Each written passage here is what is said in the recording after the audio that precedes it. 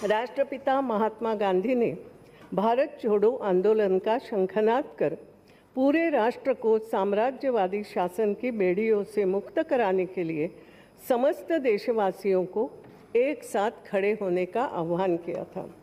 इस अवसर पर हम राष्ट्रपिता और स्वाधीनता संग्राम में अपने प्राणों की आहुति देने वाले सभी शहीदों को अपनी श्रद्धांजलि अर्पित करते हैं।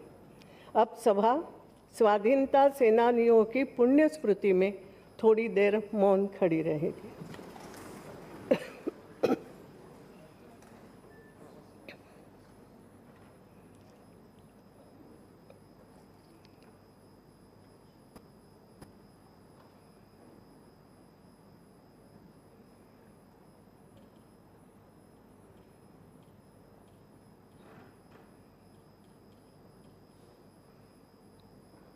ओम शांति।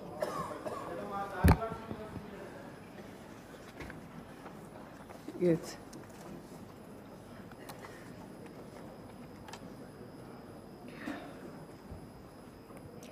खड़ी होके पढ़ती हूँ क्वेश्चन और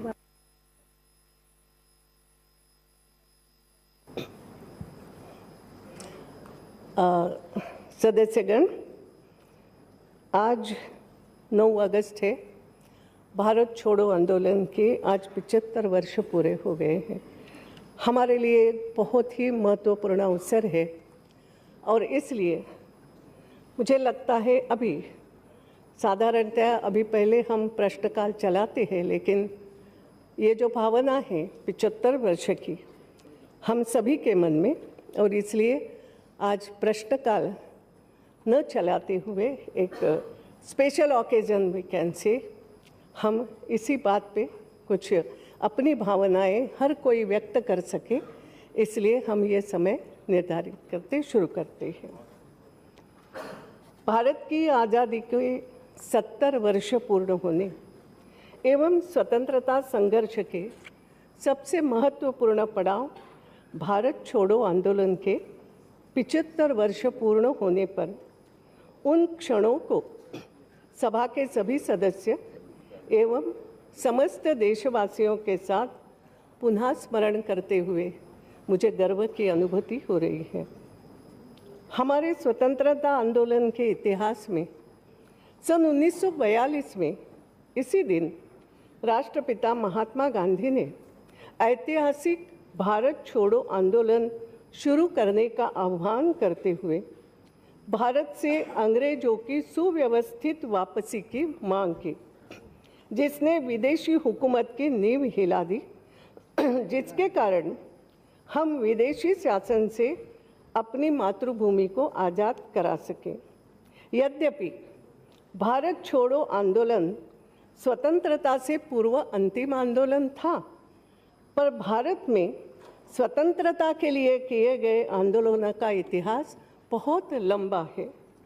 यह सच है, एक समय भारत में ब्रिटिशों की हुकूमत हो गई थी, पर इससे सबसे बड़ा सच यह है कि पहले दिन से ही, यानी जैसे ही अंग्रेजों के ये मानसिकता समझ में आई भारतीयों के जहाँ जहाँ, वहाँ भारत को स्वतंत्र कराने के प्रयास भी तुरंत आरंभ हो गए थे। जहाँ ब्रिटिश अपनी औपनिवेशिक सत्ता का आनंद ले रहे थे, वहीं स्थानीय शासक, किसान, बुद्धिजीवी, आम जनता एवं विभिन्न राज्यों के सैनिकों के मन में स्वराज्य की भावना उमड़ रही थी। जगह जगह विदेशी शासन के खिलाफ विभिन्न रूपों में जनाक्रोश झलकता था। इस परचक्र के खिलाफ सतत आक्रोश फूट रहा था। इसमें उड़ीसा का पाइक विद्रोह हो, स्वाधीनता की मशाल बनाने के लिए वो आतुर जैसे थे। दक्षिण भारत में धीरान चिन्मलई, कट्टोबोमना, झारखंड के संताल विद्रोह के बारे में भी सबने सुना है। राम सिंह कुका भी उन्हीं में से एक ही स्वतंत्रता आंदोलनकारी थे। महान स्वतंत्रता सेनानियों को सब लोग तब जानते थे, परंतु ऐसे अनेक स्वतंत्रता सेनानी भी हुए जिनके बारे में बहुत कम लोग जानते हैं। कर्नाटक की कित्तूर रानी चेन्नम्मा, श्यामजी कृष्ण वर्मा हो, पूर्ववर्ती बंगाल की मतंगिनी हाजरा हो, नागालैंड की रानी गाइदिन्यू हो, कितने भी ऐसे नाम, या मैं कहूँ वासुदेव बलवंत फड़के, एक सामान्य मजदूर महाराष्ट्र का बाबू गेनू, कई कई ऐसे नाम हैं, ऐसे लोग हैं जिन्होंने स्वतंत्रता की बलिवेदी पर अपने प्राण न्यौछावर कर दिए, लेकिन गुमनाम रहे। महाराष्ट्र में बाल गंगाधर तिलक का घोष वाक्य स्वराज्य मेरा जन्म सिद्ध अधिकार है और मैं उसे लेकर ही रहूँगा।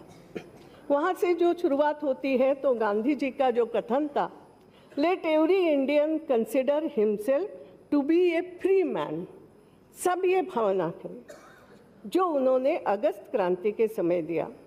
इससे ये बात समझ में आती है कि कैसे जगह जगह हो रहे छोटे छोटे आंदोलनों को समेटकर एक राष्ट्रव्यापी आह्वान 1942 में हुआ। भारत छोड़ो आंदोलन ने करेंगे या मरेंगे का नारा देकर स्वतंत्रता की इस लड़ाई को गति दी थी। यह एक ऐसा आंदोलन था जब अंग्रेजों को यह एहसास हो गया कि अब भारत में राज करना संभव नहीं है।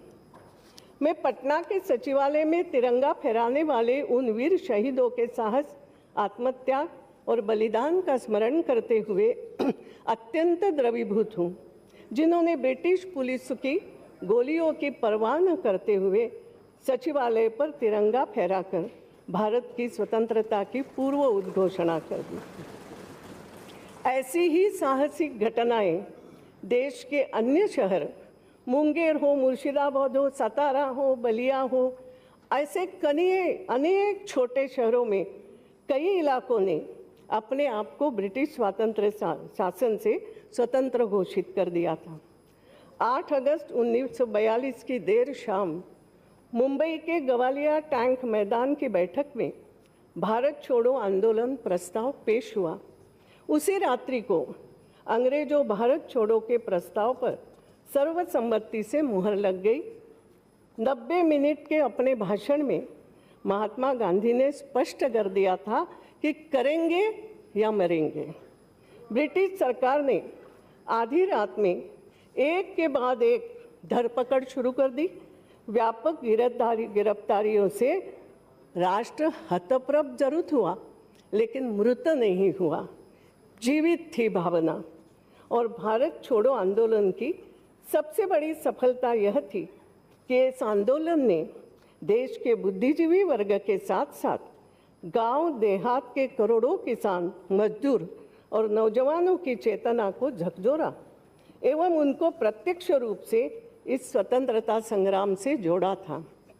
आज हम भारत छोड़ो आंदोलन में शहीद हुए उन बेनाम वीरों को श्रद्धांजलि देते हैं, जिनके हृदय में देशभक्ति, ये उसकी भावना सदा सर्वदा प्रज्वलित होने वाली मशाल उनके मन में जलती थी और जिनकी आंखों में स्वतंत्र नव भारत के सपने थे। उन वीरों, महापुरुषों, संतात्माओं के दृष्टिकोण को समझने, अपनाने एवं उनका प्रचार प्रसार करने का पुनीत कर्तव्य हम सभी का है। क्योंकि ये जो भाव है, मैं मानती हूँ कई नाम ऐसे निकलेंगे। आज हम यहाँ जो बैठे हैं चर्चा करेंगे, आप अगर ये देखो अपने घर में दादी नानी, उनसे कथाएं भी सुनो, दादा से कथा सुनो, ताऊ जी को कुछ पूछो, या अपने गांव में जाकर के चर्चा करोगे तो ये निकलेगा हर घर से कुछ ना कुछ बलिदान हुआ है।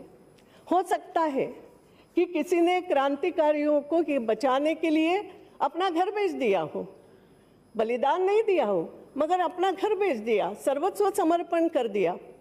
गांधी जी की कथा मैंने सुनी है कि उनके प्रवचन में जब झोली घूमती थी आखिरी में, तो महिलाएं तुरंत अपने गले में चेन हो तो उसमें डालती थी, सोचती नहीं थी।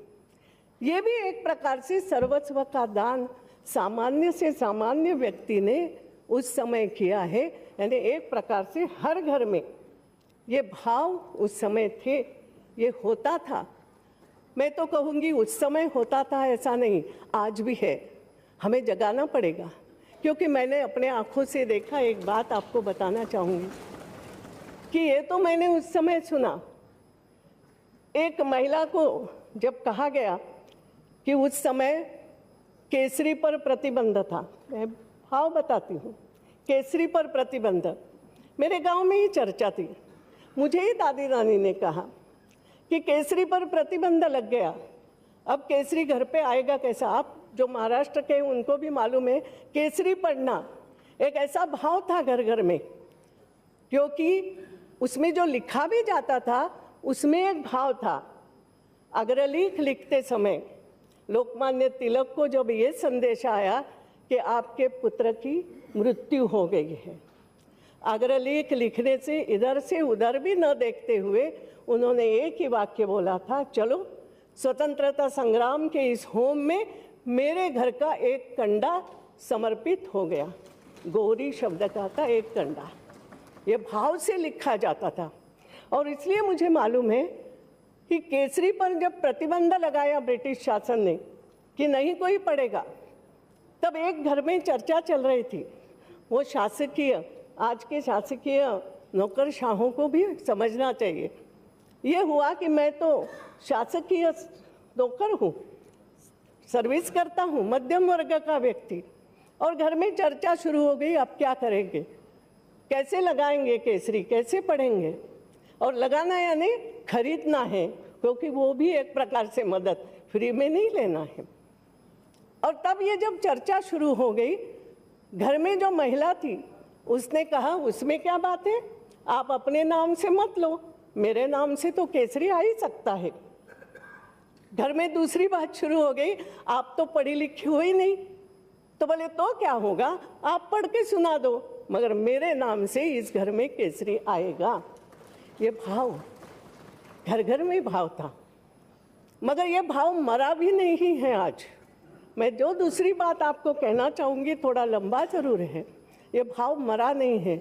मैंने अपनी आंखों देखी बताती हूँ।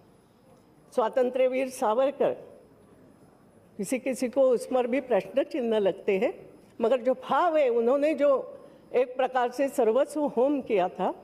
मगर स्वातंत्र्य वीर सावरकर पर जब सिनेमा बन रहा था, सुधीर फड़के का नाम हम बहुत लोग जानते हैं, वो बना रहे थे, और उसके लिए गांव-गांव जा कर के पैसा एकत्रित कर रहे थे। मन में भाव था कि स्वातंत्र्य वीर की कहानी मुझे देश के सामने लाना है।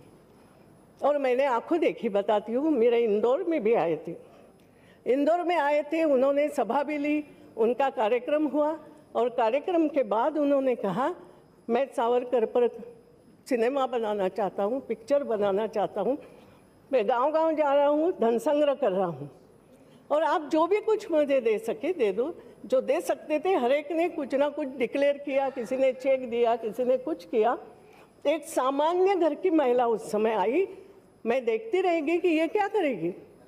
उसने कहा मेरे यहाँ बैंक अकाउंट में बहुत कुछ तो नहीं है, मगर ये एक एक सोने की चूड़ी बस मेरे पास है, और वो उन्होंने झोली में डाल दी कि मेरी तरफ से सावरकर जी का सिनेमा बना, क्योंकि मैं मानती हूँ, मैं जानती हूँ क्यों क्या थे। तो ये भाव कहो तो आज भी है, जागरूक करने की आवश्यकता है। तो जो साहस, संकल्प, आस्था, दृढ़ निश्चय और आत्मविश्वास के साथ हमने आज़ादी पाई थी, उन्हीं गुणों को पुनः आत्मसात करके हम हमारे सपनों का सर्वश्रेष्ठ, सर्वोत्तम, उत्कृष्ट, सशक्त, समृद्ध एवं विश्वस्तरीय भारत बना सकते हैं। हमारे स्वतंत्रता सेनानियों ने उस समय कहा था, अंग्रेजों भारत छोड़ो। मेरे मन में आज एक भाव है, आज जब हम सब लोग बैठे हैं, हम एक प्रकार से जनप्रतिनिधि हैं, लाख लाख लोगों का हम प्रतिनिधित्व करते हैं। मुझे मराठी के याद है कि छत्रपति शिवाजी के लिए एक वाक्य बोला गया था। एक सेनानी ने कहा था कि आप लड़ाई पे नहीं जाओगे, क्यों नहीं जाओगे, आप आगे नहीं जाओगे। तो एक वाक्य बहुत बहुत प्रसिद्ध, उन्होंने कहा था मराठी में, लाख मेले तरी चालतील, लाखाचा पोशिंदा मरून चालणार नाही। लाखों लोग मरे तो चलेगा, लेकिन महाराज आप लाखों लोगों को पोषण देने वाले हो। वो पोषण यानी कोई अन्न प्रदान करना नहीं, मगर हो सकता है मानसिक पोषण भी होता है। तो हम सब लोग लाख लाख के जनप्रतिनिधि हैं, हमें जागरूक रहना। मुझे आज लगता है तब कहा था हमने अंग्रेजों भारत छोड़ो, अब हमें भारत जोड़ो आंदोलन की ज़रूरत है। एक ऐसा आंदोलन जो कश्मीर से लेकर कन्याकुमारी तक देश के सभी हिस्सों में चलाया जाए, ताकि हम एक सबल और संगठित भारत का निर्माण कर सकें। हमारे स्वतंत्रता सेनानियों ने एक ऐसे भारत का सपना देखा था जिसमें समावेशी विकास हो। हमें विकास के लाभों को देश के सभी भागों तक पहुंचाना है और अभाव को दूर करने के लिए कड़ी मेहनत करनी होगी। महात्मा गांधी जी ने कहा था उस समय कि निर्धनतम वर्ग की ओर सबसे पहले ध्यान दिया जाना चाहिए, जिसे एक प्रकार से पंडित दीनदयाल उपाध्याय जी ने दोहराया था कि पंक्ति के अंतिम व्यक्ति तक पहुंचना और विकास पहुंचाना, यह अंत्योदय की कल्पना की थी। मैं आज सबसे इतना ही कहना चाहूँगी।